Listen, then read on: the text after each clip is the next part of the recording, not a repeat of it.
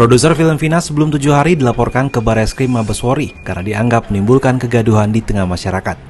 Laporan tersebut diajukan oleh Asosiasi Lawyer Muslim Indonesia atau ALMI ke Barreskrim Polri pada Selasa 28 Mei 2024. Selain kegaduhan di tengah masyarakat, mereka menilai film ini juga menimbulkan narasi negatif terhadap penanganan proses pidana yang tengah ditangani pihak kepolisian. Terkait pasal 28 ayat 2 kemudian junto pasal 45 huruf A terkait dengan tindak pidana yang mengandung sara dan membuat kegaduhan. Nah, ini poin yang menurut hemat kami setelah konsultasi ke kawan-kawan cyber, memang ada delik pidana di situ.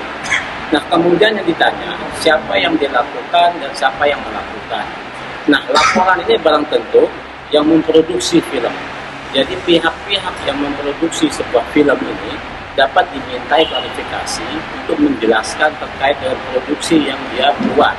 Siapa itu? Belum tentu terkait dengan produsernya, sutradaranya, dan seterusnya.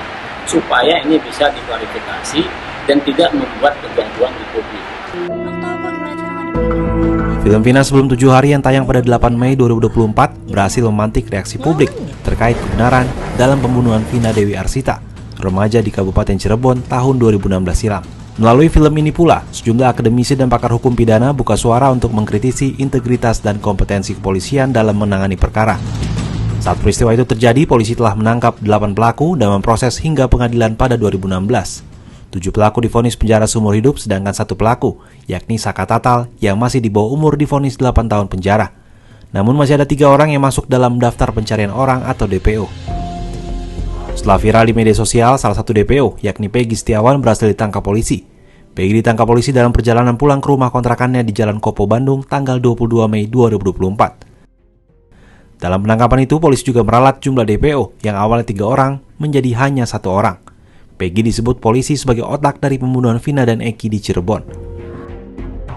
Meski telah ditangkap, sejumlah kejanggalan dalam pengungkapan kasus ini tetap menimbulkan tanya dari publik. Bahkan belakangan, Peggy berencana mengajukan pra-peradilan atas kasus tersebut.